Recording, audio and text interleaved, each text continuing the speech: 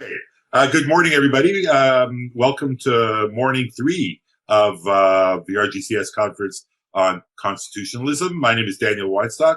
I'm a professor in the Faculty of Law and the Department of Philosophy at McGill University. It's a great pleasure to be acting as chair for this morning's panel, which is entitled Contestation in Constitutional Theory. We have 2 papers rather than 3. We have had to rejig the schedule somewhat in light of a last minute dropout. So we have 2 wonderful speakers this morning who I will present very briefly in the order in which they will be speaking. Our first speaker is Nomi Lazar. So Nomi is an associate professor in the Graduate School of Public and International Affairs at the University of Ottawa and at the Yale and US College in Singapore. She has 2 books out entitled States of Emergency in Liberal Democracies with Cambridge. Can't remember what year, 2009. I was going to say somewhere around there. And she's recently published her second book, Out of Joint, Power Crisis and the Rhetoric of Time. Our second speaker will be Geoffrey Sigalet. Geoffrey is a postdoctoral fellow here at the Research Group on Constitutional Studies. But more relevantly and importantly, as of this fall, he will be beginning a job as an assistant professor of law and politics in the Department of Economics, Philosophy, and Political Science at the University of British Columbia, Okanagan.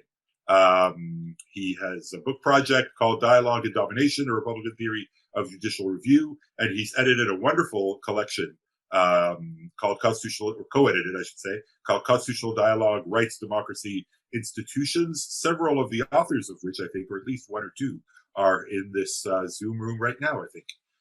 So without further ado, we will be hearing from Nomi, whose paper is entitled Constitutional Alchemy. Nomi, the floor is yours. Thank you very much, Daniel, and a huge thanks to the organizers and funders for this great workshop. I've been having fun kind of multitasking with one ear in the Zoom room and another ear in the homeschooling trauma room. So I look forward to just doing one thing at a time the next time we all meet. So uncertain times, as we're in now, sometimes open up space for play. So in this spirit and this mental space, I decided, rather than offering some polished arguments, to offer up a sort of methodological notion to see what it might usefully do for us as constitutional scholars. A long, long time ago, in what feels in this COVID world like a galaxy far, far away, I was invited to think about constitutional legitimacy at a Bentham House workshop, which some of you here also attended. And it struck me then that in the specific context of legitimacy and legitimation, constitutions were much less analogous to legal texts, which distribute powers and immunities, than to banks, in which quantities of currency analogous legitimacy could be stored, earn interest, suffer devaluation, and be spent. We could then say that constitutions generate varying levels of stability dependent on their holdings, so to speak, which are in turn drawn from diversely derived income streams. The analogy could be expanded and detailed in all kinds of ways that seem to much better illuminate what was actually empirically going on with constitutional legitimacy, and thus with regime consolidation and deconsolidation. At the same time, looking at constitutions in this way seemed to resolve some intractable puzzles around the relationship of legitimacy to consent, procedure, and normativity. Perhaps those puzzles arose because we were thinking of constitutions as though they were one thing, say legal texts that distribute powers and immunities, when in certain contexts they might usefully be thought of as more akin to something else. And it occurred to me later that this kind of technique resembled what Erving Goffman had done with his functional analogy of theater. So Goffman used this extended analogy to illuminate subtle semiotics of human interaction that might otherwise have passed beneath notice. With a functional analogy, we take something, the contours of which we understand well, and by drawing out salient similarities in its functions and those of some other object at hand, the contours of the latter emerge too. It's intriguing to consider how we might employ this technique in legal and political thought. Why? Because first, we humans are constantly repurposing things, finding novel uses for old tools, conceptual or physical, engaging in endless projects of symbolic recension, some playful, some strategic. Nothing means quite the same thing twice in this world of endless semiotic elaboration. So wouldn't it be surprising if constitutions, these giant public objects, maintained a static, uniform character across time and space? Wouldn't we expect not just their form, but also their functions to shift and evolve? Surely we can't expect that they would sit still under a single description or analogical model, yet we do persist in deploying the legal text model. But if indeed constitutions do a lot of things and mean a lot of things, and don't they, wouldn't it help to draw on a range of additional analogical models? In other words, with our current model, we may be missing important facets of constitutions and constitutionalism. It's also the case that with constitutions as legal texts as our model, we face a lot of all too familiar but intractable and sometimes seemingly vaguely scholastic puzzles. What power could legitimately enact these texts before powers and immunities are distributed? And from where did that power gain its authority and backward ad infinitum? And then forward, what does it mean to say a constitution confers legitimacy on political action if those legal rules are subject to interpretation or suspension on occasion?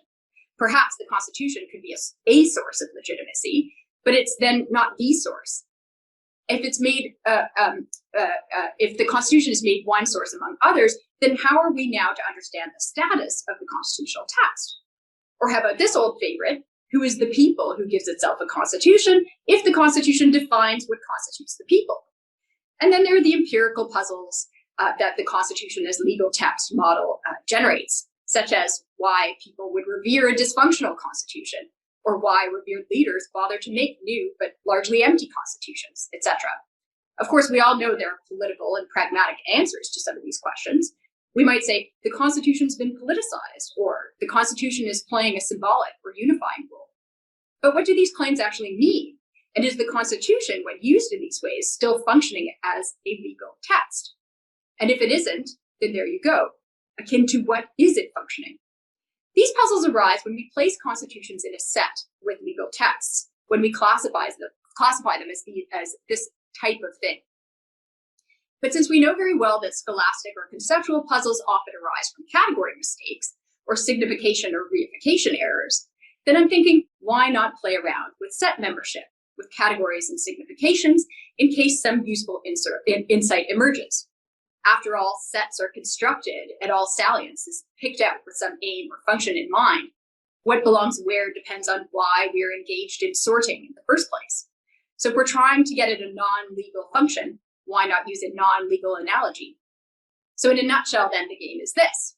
Could we gain a deeper descriptive and conceptual understanding of what constitutions are and what they do by drawing novel but salient analogies between constitutions and diverse other concepts? So as I'm playing around with this fledgling method, and as I say, this is really an idea, not an argument at this stage, I've set out the following sort of signposts or rules. So first, that it will be important to pay attention to how form, material, and function interact. For example, the legal form of the Constitution may serve a variety of non-legal functions, and not all its functions, the Constitution's functions, will rely on form. And just as we might say that in using a wooden handle of a hammer as fuel, using its material, that is, we don't use the hammer as a hammer, I should also pay attention to this question.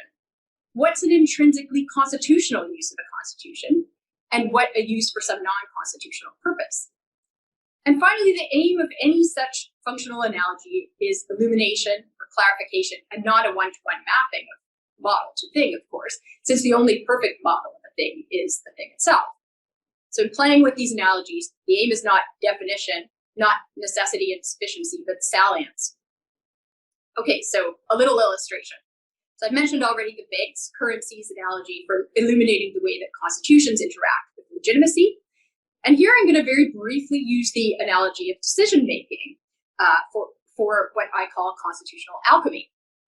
That is, for the way that constitutions take facts about power and preferences and turn them into norms, and turn norms into motive facts in the world. But to use the concept of decision, we have to briefly just seize it back, take it back from the clutches of Carl Schmitt. So in Constitutional Legitimacy, as many of you will know, Schmitt claimed that constitutional foundation follows no norm and requires no justification, but is instead a decision on political identity from which constitutional expression emanates. But whether Schmitt is naive or strategic in his insistence on the anormativity of decision, he certainly misleads. What distinguishes decision proper from nihilistic action, from what Bill Scheuermann has called primordial arbitrariness, is precisely the decider's attention to contexts of salient facts, perceptions of benefit and risk, and commitment to values, aims, and intentions. We decide from a point along a narrative path. Looking backward in the book of ourselves, if we think about how we came to commitments, aims, and values that shape our decisions, we note they draw meaning from yet earlier normative and empirical contexts. All along the way, these moments of decision provide opportunities to respond to, reshape, create, or reaffirm normativity, even as we act and alter the empirical context in which subsequent decisions will be made. Onward through fields of facts and toward horizons of norms that come into focus at these crossroads in these moments of decision. So we might say that selves become reified, actualized, or made public at these decision moments.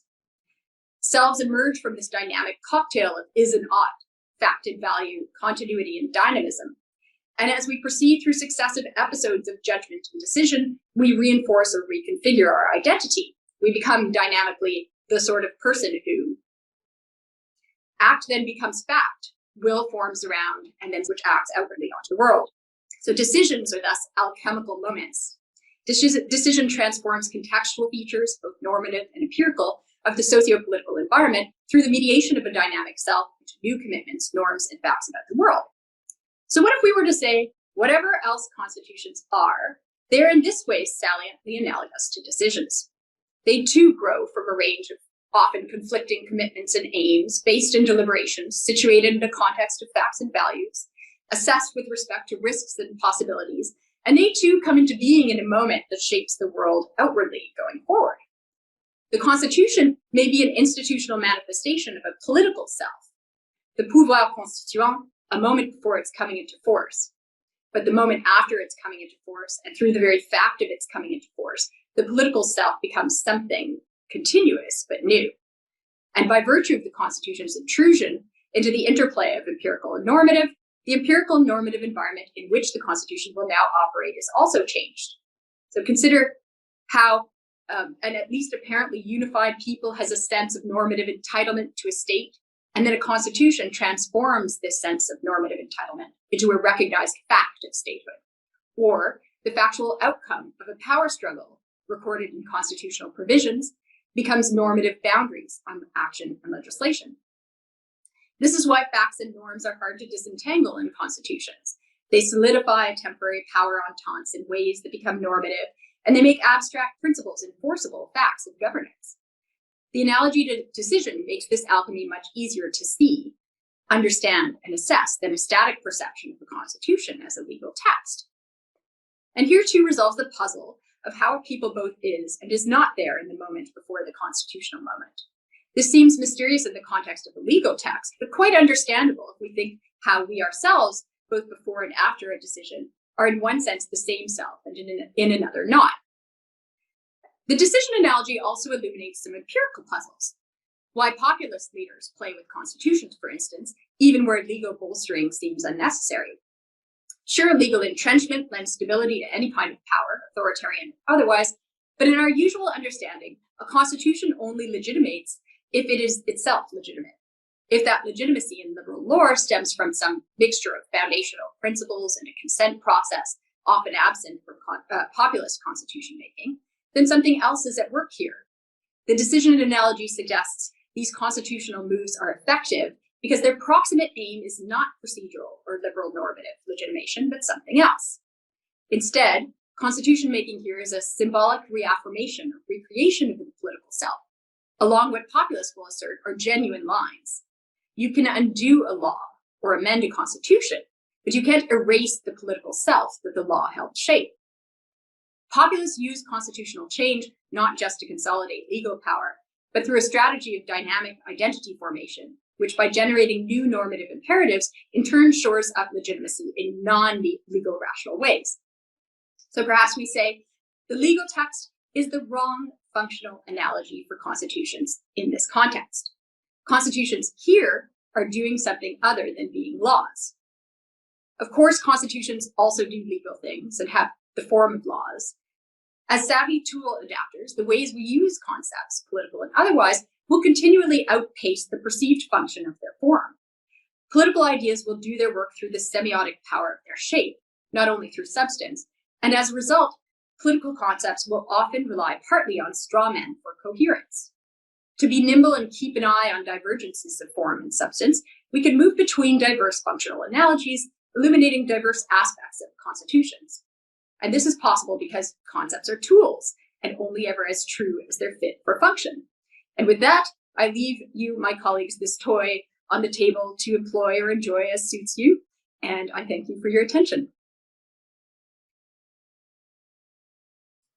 Thank you very much, Nomi. You've come in at well under your allotted time.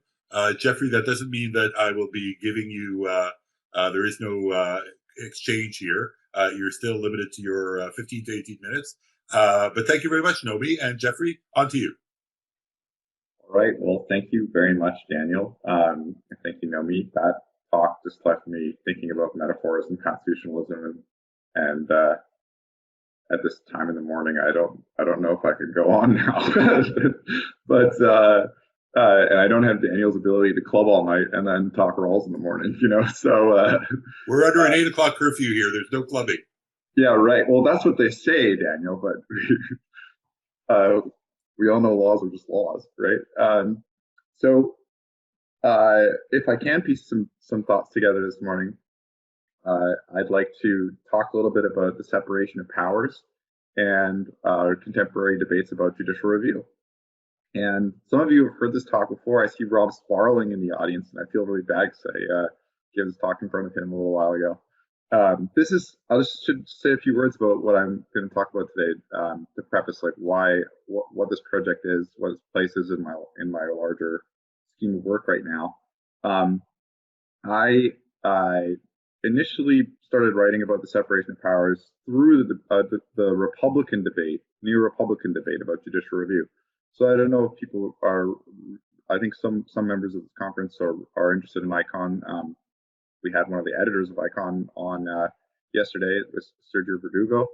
And in the pages of ICON in the last few years, there's been several rounds of debate about judicial review through the neo-Republican lens. And that really grabbed my attention when I was a grad student, and still grabs my attention now as someone who's pretty influenced by Philip Pettit and the Republican school of thinking about political theory.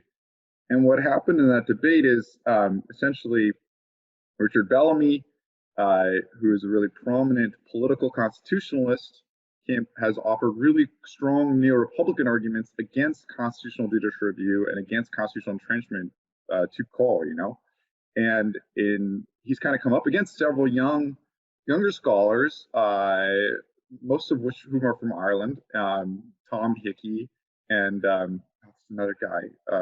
Both of them have been in ICON debates with Bellamy about on the specific point of whether or not republicanism could actually justify judicial review along different lines.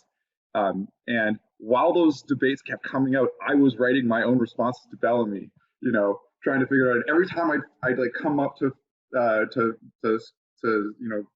solidifying my view, like, oh, this is how I think about it. There'd be a new round of the debate. I'd be like, oh my God, I have to do this all over again. He just updated his view. It felt like I was playing this game of soccer where someone just kept moving the goalposts on me all over the place. In any case, so I through that process of deep frustration, I started to think that in the whole debate between Bellamy and various, young Turks, that something kind of interesting was going on in the background where all of us young Turks had accepted certain aspects of political constitutionalism's presumptions about the separation of powers. And I think the main presumption that the political constitutionalist Republican debate has taken on is a kind of flight to liberty in the sense of a flight to the view that contestatory liberty, contestation between institutions, is the main point and should be the main point of separating constitutional power generally. And one of the reasons why that sort of realization proved striking to me, and led me to think through that, to sort of reevaluate and step back from the debate a bit more, is that I think there's a lot of virtues to the way we got there. I think there's a lot of virtues to political constitutionalists' arguments that there's a lot of disagreement about the substantive ends that constitutions should serve, the substantive kind of moral agreement we can have about what the point of different kinds of constitutional provisions are or should be. And there's a substantive limit to the determinacy of legal rules and our value for them, the value we should place on them, if we're Democrats, if we are committed to democratic equality and some measure of democratic control over the law, right? And Republicanism is pretty fierce in that being one of its core commitments. And so what I thought was interesting, though, is that by moving so far towards contestatory liberty, we sort of lost track of all of the stuff people generally agree about in terms of the basic efficiency reasons, the basic other kinds of reasons we have related to the capacity of certain kinds of institutions to get certain kinds of things done in comity with one another, when they're getting along with one another, when they're not contesting one another's functions and getting in the way, interfering with one another.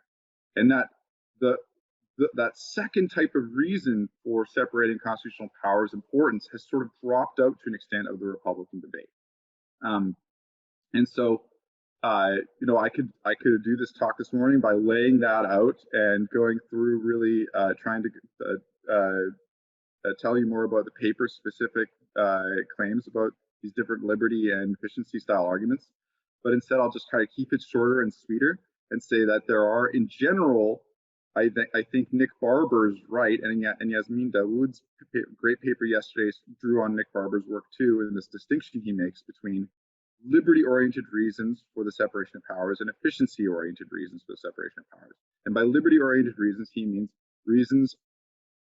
One of the basic reasons we might want to separate powers in general is that we might want them to get in the way of one another to prevent the state from interfering with us in various ways. If different institutions' functions are separated across institutions in ways where they can get in one another's way, that can prevent the state from getting in our way.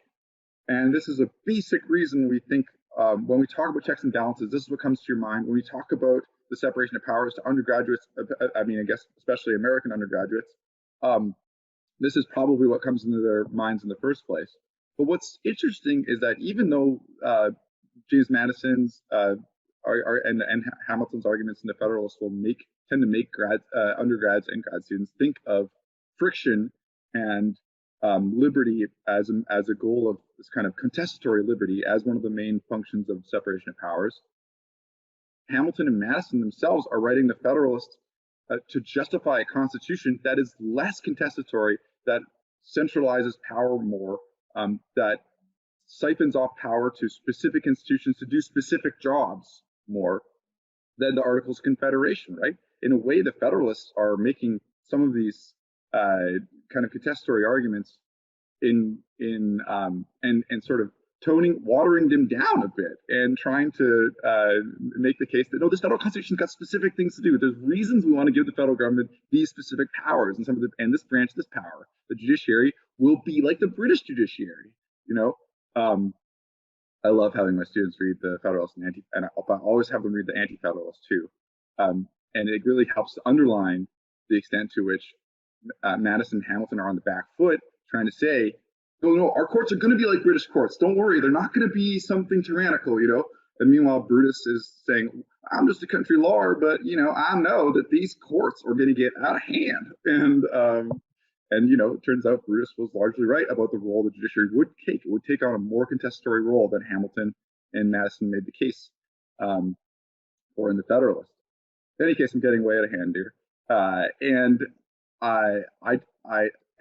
But in any case, my point with bringing up Madison and Hamilton is that even today, we still have this tension in the contemporary neo-Republican debate between our commitment to just remembering the point of different kind of institutions, what they're supposed to do, what courts are particularly good at, and the reason we separate them and insulate them from the political process in various ways, and the value of contestation. And what I think is fascinating is that Richard Bellamy's case against judicial review and against constitutional entrenchment, its virtue is that it places such a premium on our ability to just reasonably disagree about all kinds of political stuff, in spite of our commitment, let's say, to democratic equality. It's realism about that, about the inability of some kind of Rawlsian consensus to sort out what should be the true legal end of the true constitutional essential that the court should find by when it thinks about public reason. The virtue of his thinking is sort of piercing some of the conceits of that way of thinking. Sorry, Victor, and maybe sorry, Daniel, too. But maybe I'm wrong about that. I think that's a virtue of the whole Republican trend towards political constitutionalism. The vice is that Bellamy, when he comes to defend things like the Human Rights Act, which is a statutory Bill of Rights, he ends up making very legalistic arguments about when the court has gone too far in interpreting a statutory Bill of Rights in a way that where it finds it's redirected to reinterpret other statutes consistent with that Bill of Rights. He has to make arguments about when the court might have gone too far in contesting those kinds of laws, using its authorization under the Human Rights Act, and when it's actually doing its job and following and respecting Parliament's intent. That kind of argument, that kind of move, already is taking on a lot of the kinds of efficiency assumptions he claims to reject, and saying that there may be some kind of things, there's some kind of law out there that courts are good at, that courts can do. Many of his fundamental moves in his overall strong case against any kind of constitutionalist entrenchment, any kind of moral legal reading of a legally determinate reading of the meaning of constitutional provisions that are entrenched, let's say, his arguments against that also strike against the kind of presumptions that are going into his defense of weak form judicial review in the Human Rights Act. And so I think that taking seriously and clarifying the efficiency assumptions, and even our political constitutionalists who I admire a lot, in the form of Richard Bellamy's work, is really fascinating.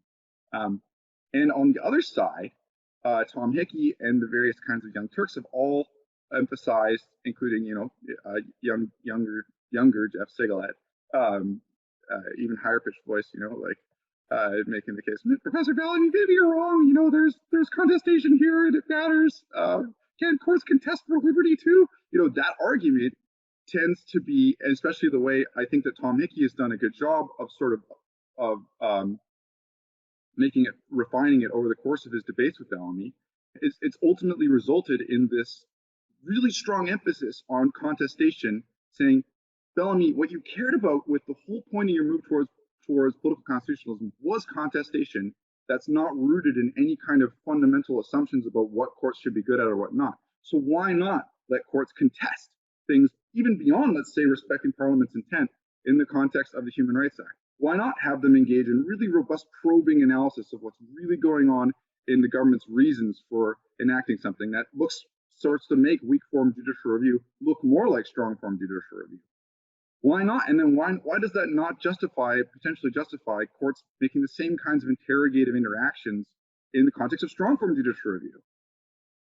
But the problem there is that that's swinging so far away from what was supposed to be ultimately a project rooted in humility about what we can know, what we should know, that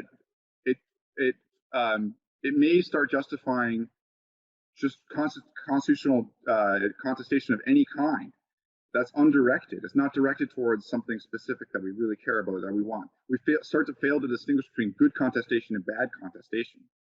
And I think that ultimately the Hickey argument's problem tends to be precisely that. It's just it ends up in the realm of so some people will welcome this. Some people will, I think, find this attractive, and perhaps some of them are in the audience.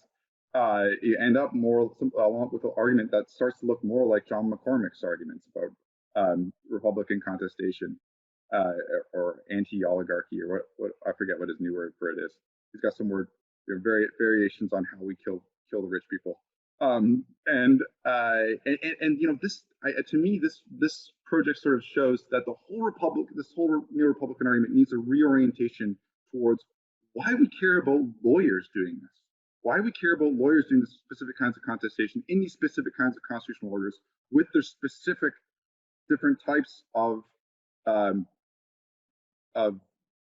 jobs related to the kind of Bill of Rights they're supposed to be interpreting, or they're supposed to be having some contestation over, right? And in my view, I think that the Bellamy argument, insofar as it tries to keep the Republican commitment to equality while also embracing contestation in both strong form and weak form judicial review, it ends up really having a hard time justifying why lawyers are doing this kind of contestation, why we're picking from an elite group that's trained, and in the United States context, trained mostly from Harvard and Yale, and maybe the occasional graduate from Stanford and now from Notre Dame. You know, why is this group supposed to be doing the contestation that's protective of liberty in any Republican order? You end up really having a hard time saying to John McCormack, defending a case against John McCormack's case for having something more like a popularly elected court, or all having most institutions subject to popular selection or what, right? And I'm not saying that those kinds of reforms may not also have Republican value. My point is just to say that we start to have, if we move too far towards pure contestation, we start having a hard time justifying judicial reviews we find it in contemporary, the kinds of contemporary contexts we're typically talking about: the United States, Canada, United Kingdom, and New Zealand, you know, some Australian states. In any case, that's my talk. This has been something I've been trying to work through for a while, but it's been on the back burner as I tried to write a few more, probably more law-oriented stuff over the past few months. And I really appreciate any thoughts you have about ways I can reorient it or rewrite it. And I apologize to those of you who've already heard it before. Thank you very much, both of you. My role at this point is to give all of you time to formulate your questions by getting us started by asking a couple of my own, after which maybe I'll ask Nomi and Jeff whether they have things that they want to say to one another. And then we'll open it up to the audience. As you know, if you want to ask a question, please use the raise hand function, and I will start keeping a virtual queue. So I will make, I should say, no attempt at asking, you know, the platonic form of the commentator is the person who manages when there are 2 or 3 papers to ask these questions that are transversal and that sort of bind the papers together in interesting ways. I will make no attempt at doing that, maybe because it's too early in the morning, but maybe because the papers really are quite distinct in their approaches and their themes. So rather, I will just ask a couple of questions to both Nomi and Jeff, maybe with a view to sort of expanding the central, or to casting a sharper spotlight on the central themes or the central arguments of their papers. So I'll start with Nomi. Nomi, I love your desire to getting us out of the sort of Jesuitical or whatever problems that we find ourselves in thinking about constitutionalism when we think about constitutions just as legal forms. And I love the invitation to sort of reach for different metaphors for thinking about what constitutionalism, not just what it is, but what it does, right? What constitutionalisms do, not just as legal text, but as wooden spoons that we use to knock nails in, or, you know, things that are actually used in the world. I see 2 images, and I basically want you to tell us how they fit together. I think they're both compelling, but I don't see what I'd like you to say more about how they fit together. So one is the image that is developed a little bit more in the paper that you sent me, but which you started off, which kind of analogizes constitutions to banks, right? The idea is that, or legitimacy, I should say, to banks. And the idea is that constitutions, well, maybe I'm going to, my first question is to ask you to give us more precision about what the Constitution is doing in the bank. Is it something that provides more sort of income to the bank? Is it the source that generates holdings? Is it one of the income streams, or is it itself, the Constitution, the beneficiary of these various income streams?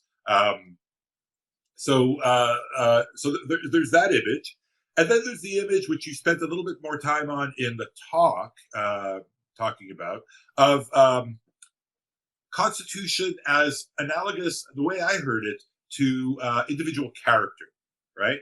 So, you know, I think that there's some interesting work that's been done. I was thinking of this. I can send you some references in moral psychology and philosophy of action that thinks about the way in which we form character. The character is a kind of a bootstrapping exercise wherein, you know, we act in the world and then kind of take a step back and kind of reflect on the maxims. There's a Kantian flavor to this, which best account for the actions that we've posed, and then come to a provisional sense of what our character is, which character then informs how we then continue to go on in the world. And character formation, delineation of who we are, of our identities, of our moral traits and dispositions, is just this constant sort of bootstrapping exercise where we act and reflect and come to a fuller and fuller conception of who we are. And so the idea is that constitutionalism is somehow like that. So my first question, I guess, is to ask you to, so one of the things about character formation is it's not just about the sorts of things that, you know, the moral maxims that we enact in our everyday actions and that affect the way in which we deal with people in morally important situations. It also has to do with much more trivial matters, the way in which we present ourselves in social circumstances, whether we are shy and withdrawing or more forward and, you know, it has to do with all kinds of non-moral things that have to do with the way that we present ourselves in the world, in different contexts, in our families, it's in larger social contexts.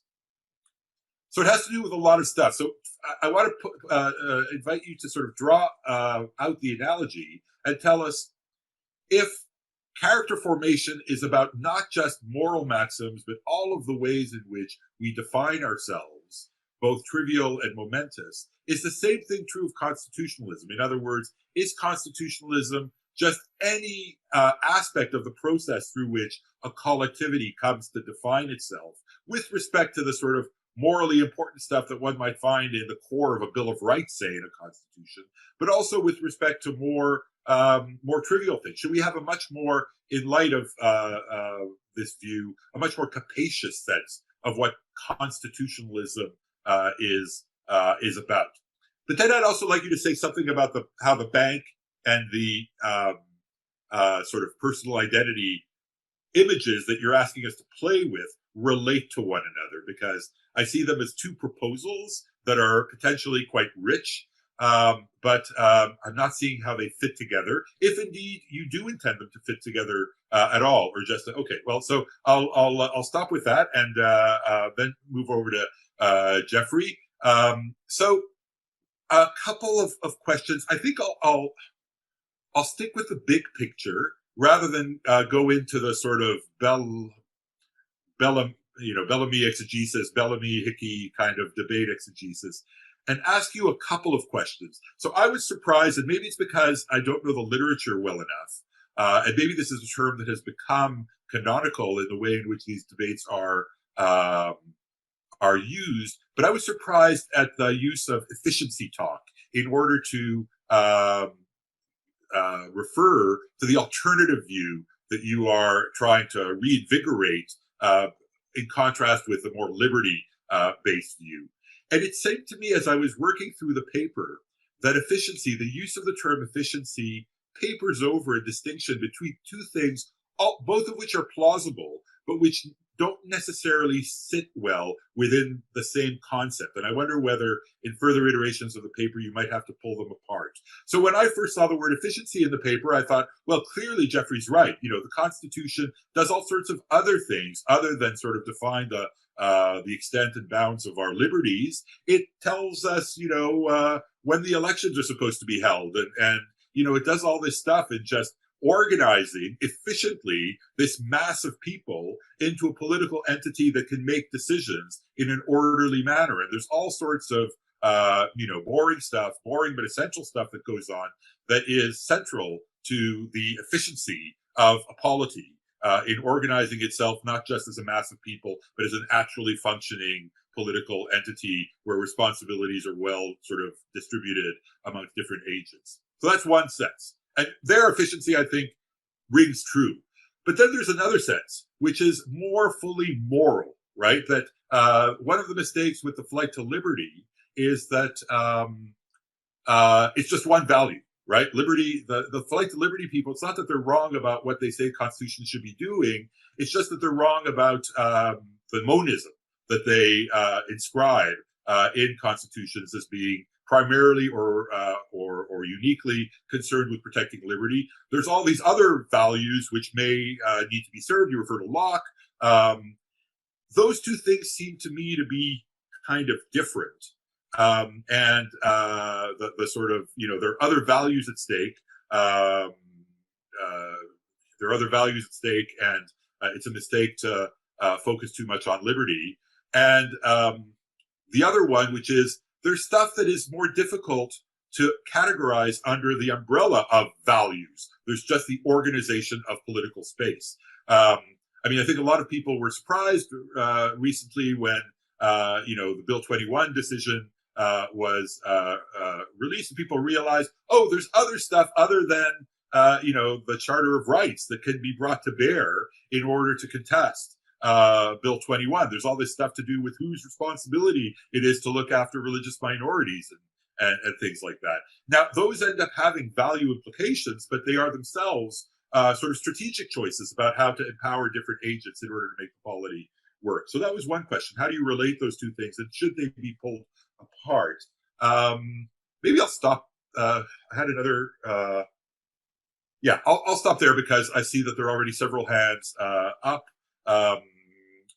So Nomi, Geoffrey, if you want to take a minute maybe to answer, if there are any things that you want to sort of say to one another, and I am looking at the queue, and we'll come to the questions in a moment when you're done with my probing.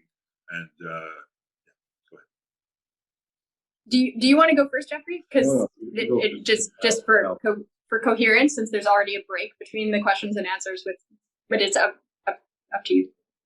Oh, you go first, by all means. All right. Perhaps I'm being excessively driven by aesthetic considerations, given the form and substance. Okay, so a few things briefly. So I wouldn't mean to suggest that these two functional analogies fit together necessarily, but rather that they're serving different purposes in the sense that they're illuminating different kinds of phenomena.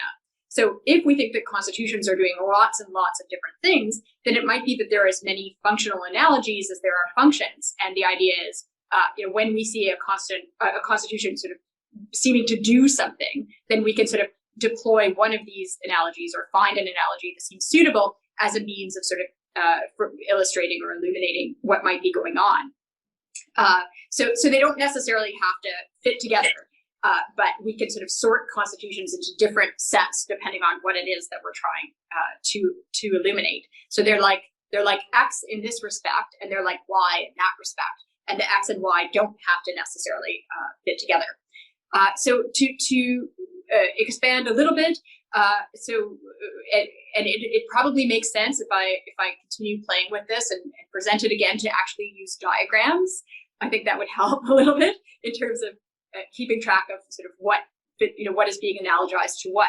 So with respect to the Constitution as bank, legitimacy as currency analogy, so there the idea really is that it's legitimacy that's the currency, and that the Constitution functions as a way of sort of storing up legitimacy with the aim of sort of increasing stability. So from that perspective, the Constitution isn't kind of the founding document of the state, or founding legal text of the state, or this kind of thing, but rather that the Constitution is a technology for stability.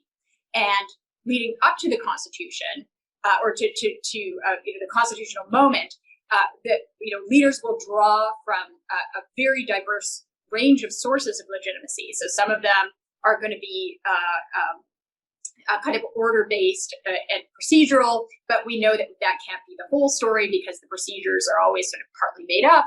And so they're also going to make claims to, the fundamental nature of the people, or, all of these different kinds of sources of legitimation. And if you look empirically at the kinds of dialogues that go on, the kinds of rhetoric that takes place in these moments, you'll see that this is exactly what happens, right? So the people trying to sell the Constitution make use of lots of different legitimation strategies. They don't just say, oh, we're going to have this convention and then you're going to vote or something like that. There's all kinds of different rhetoric going on.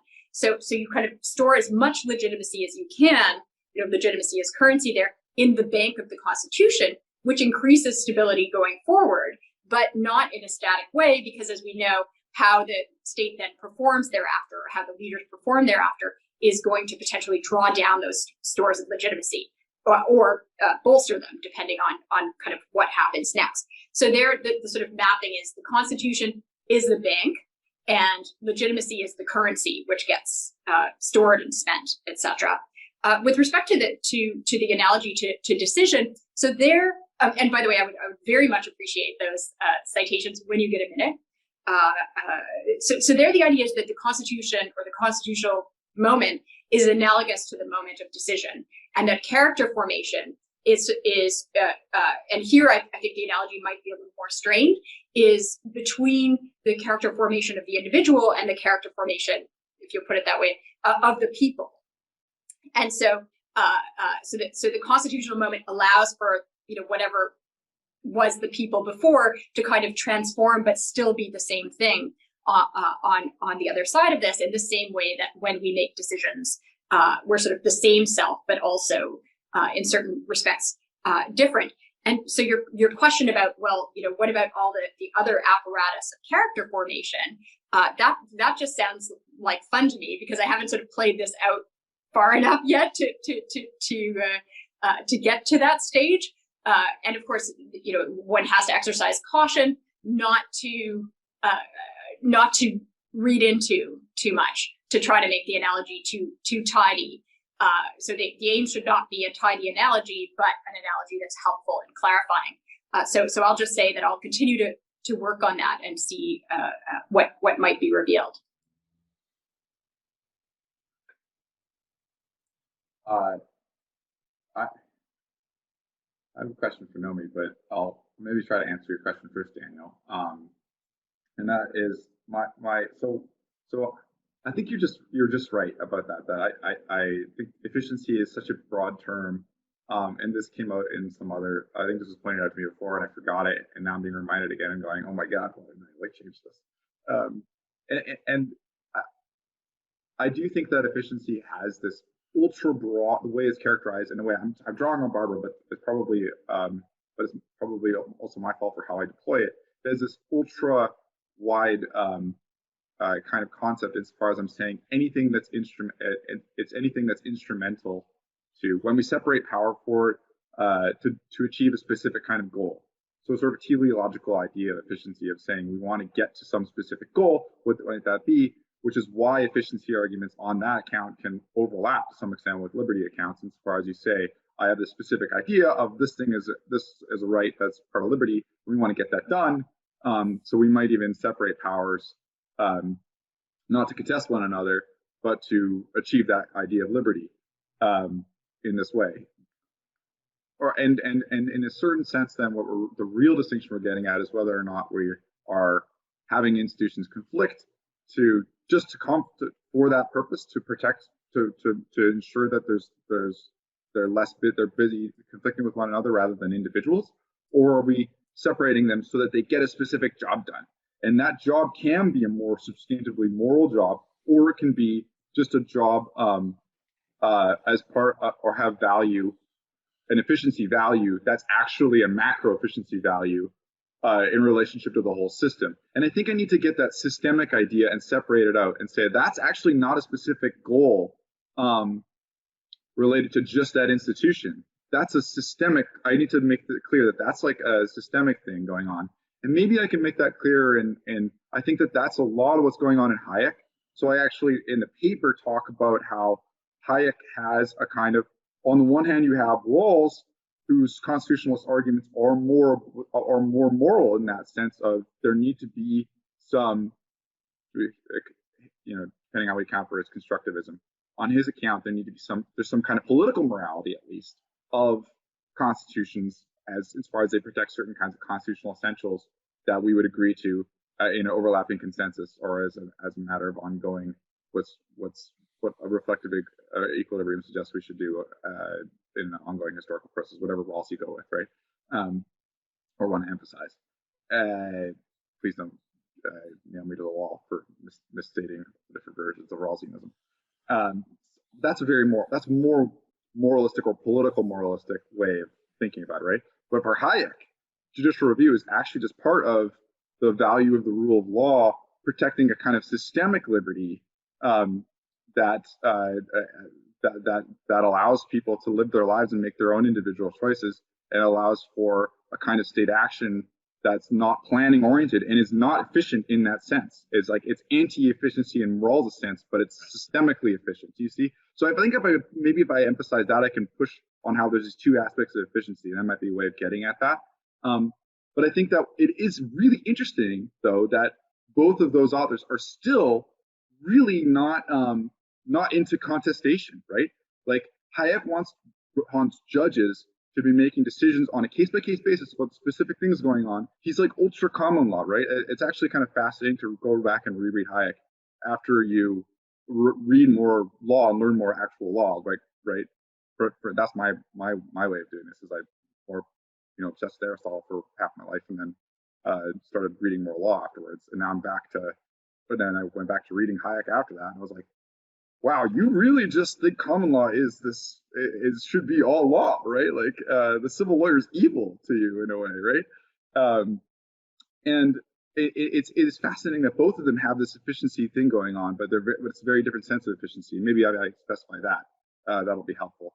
Nomi, I don't want to talk about my own stuff this whole time. Hopefully I answer your question, Daniel.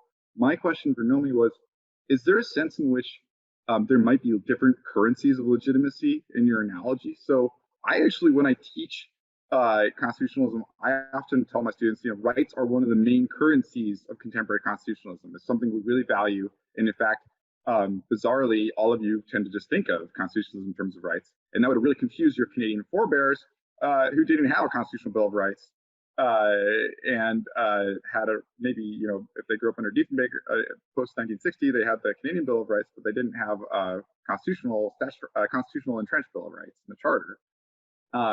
But constitutional is so much more than that. There's different currencies going on. Is that a way of talking about this? I don't know. I really found your talk really interesting and fascinating, but it's one of those, one of the best parts about it is it just made me think in all these different directions where I'm like, oh my gosh, there's so many different ways this metaphor could play out.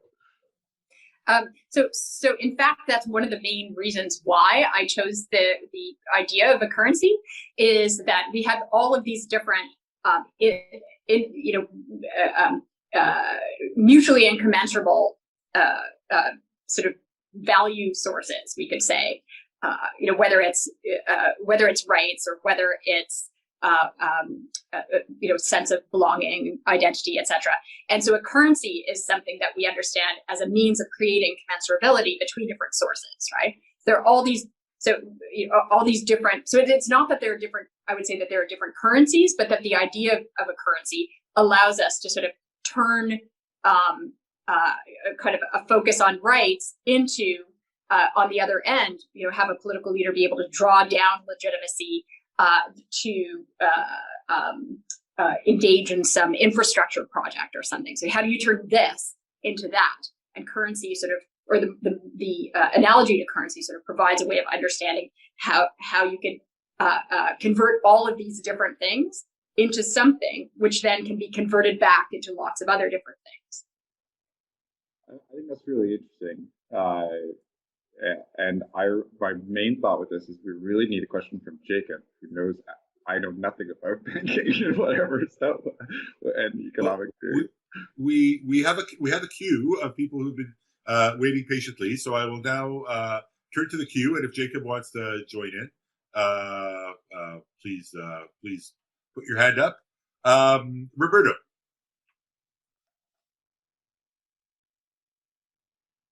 Can you hear me? Hello. Yes, this is a short question to Geoffrey, and I apologize because I have a class now. But I was thinking about your approach to republicanism, which is, I think first you need to clarify what your view on republicanism is. So I would emphasize first the value of popular self-government and dialogue. And in that sense, I would ask you, what's the place of the people and the place of popular self-government in the picture you put? Second, I would say that for all Republicans, the notion of separation of powers was very important. I think, for example, about Thomas Paine and his critique of the first Federalist moves in favor of a system of checks and balances. And so, in that sense, and with him, I would also challenge the idea that the role of the people is restricted, or mainly restricted, to contestation. Contestation is fine, but the point is decision making. So we the people need to discuss about the collective common affairs and not just contest what the others are going to decide for us. So in a way, it's a matter of clarification of your understanding of republicanism, the role of self-government, and the emphasis on contestation. I think contestation is fine, but what is important is something else, not popular self-government. Okay. My answer to that question, if you have time for your class, is that I have read some of your work on dialogue and some of your constitutional theory generally, and my republicanism is very influenced by Philip Pettit's concept of group agency and the institutional articulation of the people. So when I read your work, I sometimes see you saying the people are this extra institutional thing, and I read you as a kind of popular constitutionalist Republican. And where you and I will be different then is that I am really taken by the story that Gilbert Ryle used to tell about going around Oxford and someone asking him where the university is after he had shown him all the different parts, and he's like, well, we've seen, all the different colleges, and so where is Oxford? Where's the university? Which one of these is Oxford? And he says, it's all Oxford. And to me, that is the interaction of all these different institutions. When they are organized in specific ways, represent the people. And I can already, I certainly take it very seriously that, not every institutional arrangement, a set of institutions is a university. Not every set of institutional arrangements it represents the people and the. Yeah, when the dean in the law school in Oxford decides, that there is someone who has a name, so it's not me, it's not you. That's true. That's very true. Exactly. But in any case, I hope that goes some way to answering your question. That I am more of an institutionalist, but I think that the Bellamy's idea of contestation actually gets in the way of his story and the Republic and the more institutionalist Republican story about how legislatures, especially, can be representative agents. And in my view, we need to take more seriously. I think that I just generally agree with the thrust of Jeremy Waldron and Gregor Weber's work and Richard Eakin's work, that legislatures exercise some kind of collective representative agency on our part when they make enactments. And constitutional lawyers should take them more seriously. And I already know that this story is not going to convince you very much, but I think it's really fun to argue about this, and I learn a lot from your work. But that's I know that already signals to you where I'm coming from with this. Right.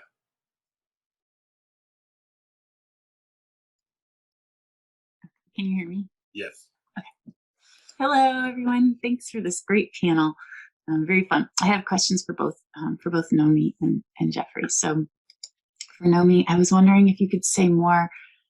You referenced, like, in your presentation, you used the word essential constitution, and I was really surprised to hear you say that, given the method that you're advancing, or the ideas about method that you're advancing in this. And then the same kind of question came up again in your exchange with Geoffrey, like, currency does imply value commensurability, like it does imply that we would be able to, mediate between values. But this total, like, almost anarchic vision that you're giving of kind of human creativity and possibility, and kind of these upstart people who are not just going to function within the formal terms or within the legal terms, but who are going to use this constitution. Doesn't that kind of push against any idea of an essential constitution or a value commensurability, even in the terms of legitimation? Like, in Michigan, we have these Trumpian police officers who call themselves constitutional sheriffs. And, or think about, like, the Second Amendment, militarized folks. Like, some things legitimate a constitution for some people that make others run in horror. And so where does that play in? That's my question for Nomi. And for Geoffrey, so my biggest question is, to what extent are the ideas you're working with meant as a pretty abstract theoretical intervention about the possibilities of contestatory politics, and to what extent is this about how constitutional processes in fact unfold in the world? And the reason I say that is because where I'm coming from is, I've, like, staked a big claim that conflict can be either useful or productive, and it's just contingent. You just have to look at what's actually happening in the specific moment. And in the context of our present moment, there's a political scientist, Will Howell, who has a book out on populism, and he argues that populism is your southern neighbors context. Populism is generated when the government fails to be efficient at delivering public goods, and that failure to deliver public goods generates a deprivation that is a fertile ground for populist upstart. I don't think that this is a totally original argument. I mean, I know that, like, Roosevelt said similar things about, breeding grounds for fascism and so on. So efficiency and liberty, that's an argument that connects efficiency and liberty. You need efficiency, you need goods delivery in order to maintain whatever the liberty structures are that you want to maintain. I would think that would be pretty contingent, like, empirically. So that's kind of one question. Does that matter? Do these contingencies matter to you? And then kind of a corollary, this is going to be one of those, like, here's what I think, what do you think type questions. For me, so in my work on war powers, I try to work out a theory of constitutional interpretation for the branches that's premised on a kind of vision that is accepting and welcoming of productive conflict, of the kind of conflict that generates a deeper achievement of the Constitution's ends. But, over the course of writing it, and for sure afterwards, when you're talking about a specific constitutional order in the real world, as opposed to an abstracted vision of what the judiciary is supposed to do, when you're talking about how a specific constitution works, there's no promise that contestation or efficiency or even the versions of liberty are necessarily Republican or even moral at all on any account of morality, because the institutions themselves are so impaired in the first place. And I think this is something that affects the conversation so much. Just as conflict can be productive for generating both liberty and efficiency in appropriate public good delivery, I think conflict can also be really productive for generating imperial power, for generating unaccountable power in foreign affairs. It can be a really effective way to entrench white supremacy, to make white supremacy less nameable and therefore even more entrenched. The justification processes that are involved in conflictual processes can sustain and maintain like horrifying ends that are every bit as woven into a specific concrete constitutional order in history. And so how much do those types of things matter for the type of work that you specifically are trying to do? Should I go first? Sure. Thanks, Mariah. You always ask such delightful, incisive questions. It's always fun to engage. But in this case, I think that your question might be driven by, so if I said essential constitution, I don't think I meant to, except insofar as there is this sort of puzzle that's going to sit within this project if I continue to pursue it, of what counts as an actually constitutional use, and maybe this is what you're referring to, of a constitution, in the sense that we might say, okay, we're not using a hammer as a hammer if we're using the handle as fuel. So that's what you're after. Okay, yeah, I think that's a genuine problem that I have to. So I have to either give up on the idea that there is something which would sort of put some things outside and some things inside, because I suppose I would have to define. I would have to create a definition which is going to undermine the whole notion of using these functional analogies, because I see what you mean. Yeah, that's a problem. I'm not sure what that's that's a problem that I'm definitely going to have to think about. So either I just give up on it entirely, or I have to think seriously about how these form function things fit together with essence. I'm probably just going to say that they're just get rid of the essentialism, but that'll take some more work. Then in terms of this issue of people, so it's empirically the case that people see the normative power of a constitution in different ways, and see the legitimacy of the Constitution as based in different sources. And one of the things that I was playing with in the currency paper was this question of how to bridge the empirical and the normative when it comes to legitimacy, because it seems like you can't actually separate these; like they're always intertwining.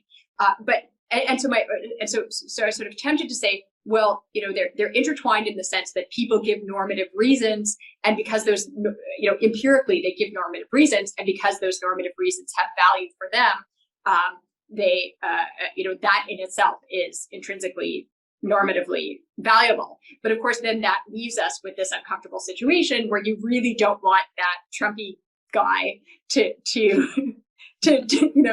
have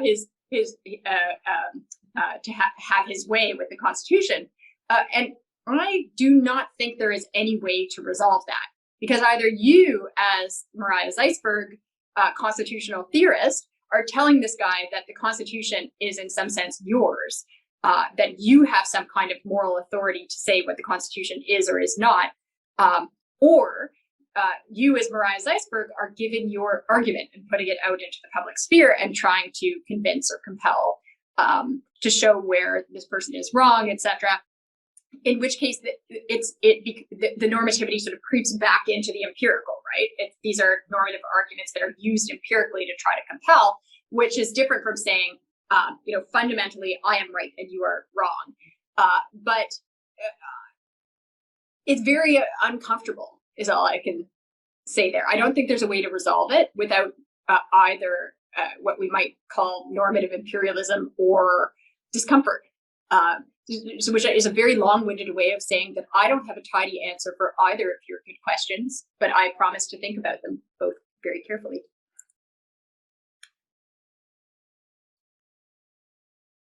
Geoffrey? Okay. Those are both great questions. I echo Nomi and thanking you both for that. I have not read Will Howell's book, but I will now check it out. I think that basic idea about the potential feedback loop between a constitution that's bad at delivering specific kinds of efficient ends could result in contestation where other institutions try to deliver those ends. I think that's part of what's going on in the macro story of some of the concerns we have in explaining empirically why some kinds of institutions sort of get out of their lane sometimes. And in the war powers context, it sounds like exactly what's happening with the imperial presidency, right? Congress has specific war powers that were specifically granted to it to avoid the prerogative power, the traditional split the prerogative powers of the king by the founders.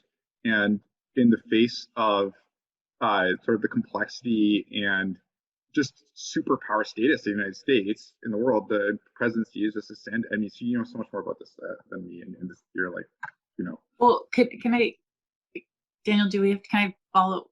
Can I say more? There are a couple more people in the queue, and I'm mindful of the fact that we should be ending. Maybe just a brief.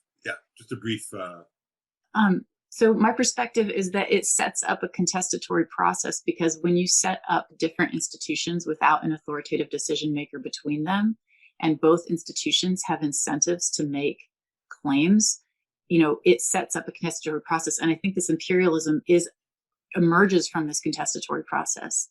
You know, it's not just, in my account, it's not just a usurpation. It emerges from a process of deliberation and contestation and back and forth between. Congress's role is really underappreciated in this whole. You know, my book kind of makes this point, but I'm working on some articles now to like try to like drive it home, because Congress's role in all this is really underappreciated. And it was working that out that made me really understand that, like, I think that they achieved a measure of constitutional ends, but I don't think those ends are very good ends. And maybe that's what my question to you boils down to: achieving things that are implicit in the constitutional text, and contestation as a resource for doing so, and efficiently achieving those things through a contestatory process doesn't necessarily mean that good things are happening. And so does that matter for you? Because, yeah. Yeah, that's part of my whole point in doing this. So when you ask, like, how abstract is this versus how concrete is it? The abstract point is to make that point. That's my point, is that if we just value contestation and say that's just really the value of this abstract Republican justification of judicial review, then we're really going to get distracted from the fact that we have lawyers selected from specific classes of people doing that contestation, and they're trained to do specific kinds of things. And then we can say, oh, we'll fix their training. We'll train them in moral philosophy or critical race theory or whatever you want. And it's like there's still lawyers being drawn to from the specific classes of society to be lawyers. Why not? If you want to do that contestation thing, you need to think about who's doing it and what they're actually supposed to be doing when they're what their job is, and what their institutional role was supposed to be originally, and whether or not that makes sense. And my overall point in making the abstract point is to point back and say, look, contestation was part of the separation of powers pre-English Civil War, right? In the King, I love the King's reply to the 19 propositions that Teresa talked about yesterday. I think it was yesterday. This week's just a blur to me.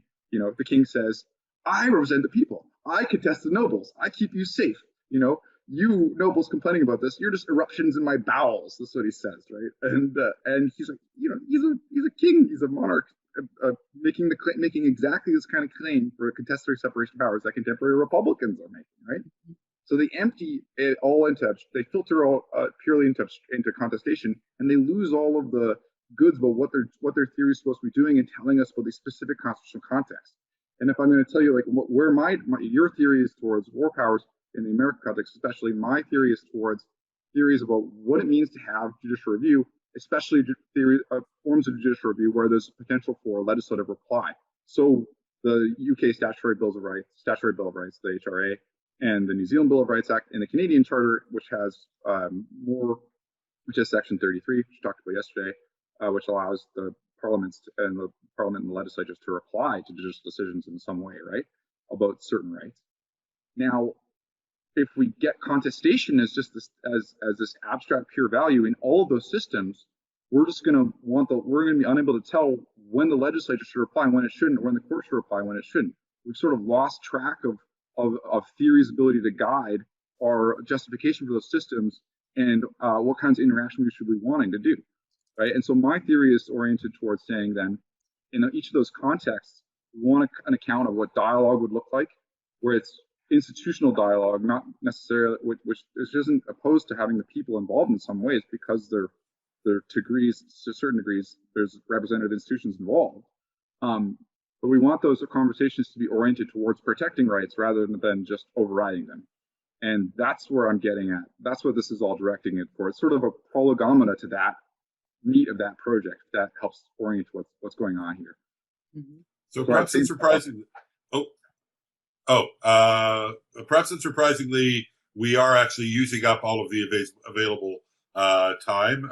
Get 40 academics into a Zoom room and try to limit them to an hour and 15 minutes on such interesting topics. So Jan has just lowered his hand, but Jan, I think we can, if you'd like to ask your question. Okay, I mean, I wasn't sure at what point if it was entirely relevant, but I want to play the game as well, so I'm gonna ask the question anyway, even though I lowered my hand. So thanks, Daniel.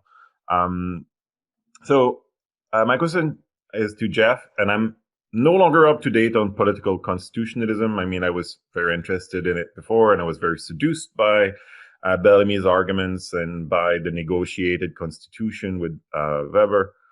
But I've become progressively more doubtful about the democratic process' ability to enable meaningful contestation and negotiation of rights for insular groups, and in part for the reasons that Arash presented earlier this week. And he's expressed these ideas better than I can in terms of the importance of counter-majoritarian institutions. I think that for one thing, the burden for indigenous peoples and for the poor to resist the rich or to resist settler institutions is quite high. And it's very difficult for them to meaningfully participate in a legislative process where they'll be able to collectively frame rights and constitutional essentials. So more recently, I've become interested in the empowerment of factions or insular institutions, different forms of the separation of power, where groups may have veto and may thus be able to stop the power of other groups. And in my talk, I covered free, prior, and informed consent. And something I find very relevant about free, prior, and informed consent when robustly enacted is that form of veto against the institutions of the settler state. So one of the things I want to ask you about is this remotely relevant to your discussions of the separation of powers? And I think there might be links with efficiency or efficacy and freedom that can both be served at the same time by such a form of separation of power. And that's because when you consider institutions like the jury, when indigenous peoples do not participate in the jury, it's often because they feel underrepresented and they see it as an institution that is lording it over themselves. And there are other reasons why they don't participate, but one of them is that it's a vicious circle of underrepresentation. How can you attract loyalty to institutions? Well, one way might be of granting this form of group representation, so such that you may be able to tide the notion of contestation and freedom with the notion of achieving the systemic efficiency that you were talking about. And if I'm to divert or subvert some of Jacob's recent work on the separation of power, we might think that there is more to the more of bringing power together to the separation of power, and especially these highly diverse contexts. So sorry, it's quite a long question, but I'm wondering if there's anything in this that connects to your work. Yeah, I think it is connected in a sense that, a big another target I have is Jim Tilley's work on the separation of powers. It's just this multi-log ongoing conversations, because to me that is actually very similar to the pure contestation in a sense that it's like, well, what kind of conversation exactly do you want going on? Like, who's going to be talking? Are they representative of specific groups? And do these institutions actually function the way you're talking about? and it just sort of loses track and and I think that characterizing the separation of powers the way he does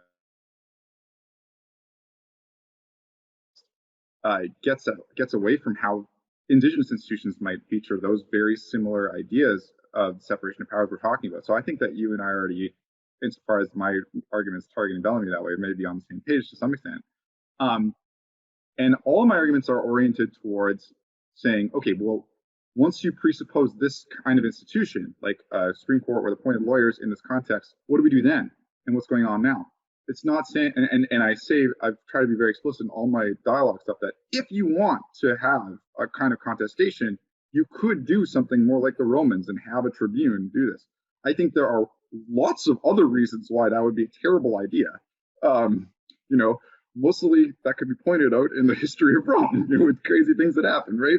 And also differences between our society and Roman society. But when it comes to your specific claim about how different kinds of maybe new separations of powers involving indigenous people in Canadian constitutionalism could work, I think that there's ways in which my points could help guide you and point away from forms of contestation where you just give pure contestatory power, like saying no, rather than input into the process, right? And so I tend to think that I don't have, my theory doesn't then guide you specifically to, okay, you should do this or that. I do tend to think that it guides you away from saying free and prior informed consent really should be this bulwark against a kind of veto point that works like a no, that allows these people to then contest this power, and that's what all you want. You want indigenous peoples to get water. You want them to get water. You want them to have specific kinds of goods delivered by the Canadian state effectively, right? You don't want, and you want indigenous peoples that want to develop their land to be able to do it well in ways where it makes sense for them. And sometimes forms of contestatory power we might give them can actually interfere with that. And I guess I really have grave concerns about some of the ways that those kinds of proposals get made. And I tend to think actually, and an example of this is even in the way you characterize the UN drip yesterday. UN drip won't give full consent. If you read Dwight Newman's piece on it, I don't know if you've read his work. He's a piece making it clear that the actual legal impact of UN drip in Canadian law will not be to suddenly bolster full consent the way you're talking about. And so I think that consent may actually can be such an allure. You want to, you feel disempowered. You want to have you want to have a kind of consent over this that gives you this real fulcrum of contestation. That can be such an alluring prospect that it can lead us away from thinking clearly about how this is actually going to function, how this is really going to potentially change things.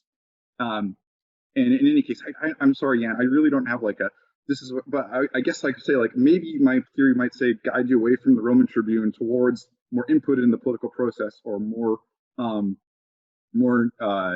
forms of interbranch interaction that aren't just contestatory, but actually input into making things happen through intergovernmental processes or something like that.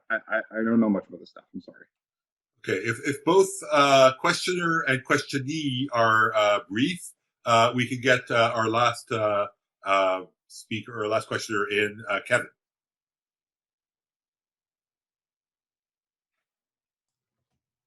Thanks so much. Yeah, I will try to be brief. These are basically just two questions for Nomi, and in some ways, these are kind of very basic things. So I just wonder if you like clarity. So you mentioned in the bank analogy that in your back and forth with Daniel, you mentioned political capital. You likened legitimacy to political capital, and that's usually not the way I would think of something like constitutional legitimacy. And maybe this is just because this is just I just have like an idiosyncratic understanding of it because, it seems like there might be a difference between the political capital that a politician would use and draw down in pursuing their political projects and agendas, and the kind of legitimacy stored up in a constitution. And maybe I'm just wrong about this, but like I feel like that constitutional legitimacy isn't really drawn down or at issue when it comes to like the tasks of ordinary legislating. It's just the Constitution identifies who's the proper person to be doing this, rather than empowering a Congress to do something like passing a yearly budget. Like I don't necessarily see that at issue, whereas it might be at issue in an issue of with respect to political capital. Whereas constitutional legitimacy seems more like something for like some kind of like rainy day fund for surviving massive difficulties, right? Emergencies, pandemics, perhaps. But something like that. I don't know. That's just basically like a clarity question, like on what kinds of things are stored up and what kinds of things are drawn down in these. The other question is about the sort of identity, reference. And here I'm mostly thinking about pre-commitment. And here basically this is like just like a question, but a thought.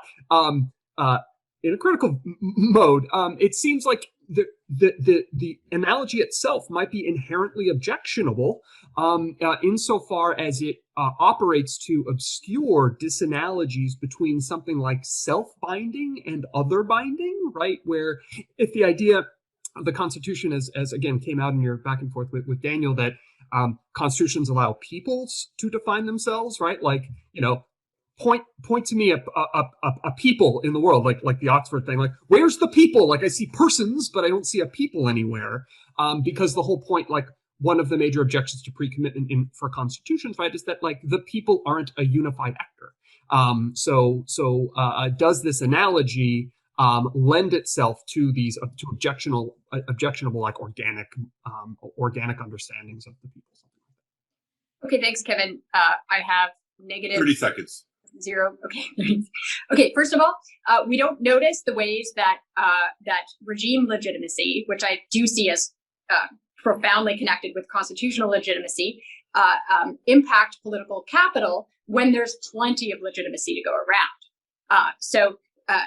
But when performance becomes so poor that that either we get rid of the politician, right? So the politician becomes the scapegoat for regime failure, which some people might say is what democracy is, right? It's a way of displacing performance failure onto individuals and away from regimes. So when things get that dire, then we start looking at the regime. But if the system is working and there's plenty of legitimacy in the regime, then it looks like just political capital, we could say.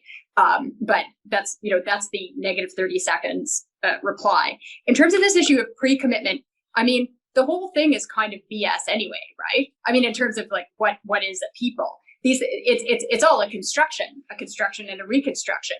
So you absolutely cannot reify that in any way beyond the way in which it then acts back onto the world. But again, I feel like that's we could probably talk about that for half an hour, and I'm happy to do that with you. When we both got time, but hopefully that at least provides some kind of response. Thanks for those great questions. So we are 1 minute over, despite the fact that we had one paper fewer, which is, I think, bears witness to just how much stuff there was to talk about in these two great papers. So thank you very much to both of you, Nomi and Geoffrey.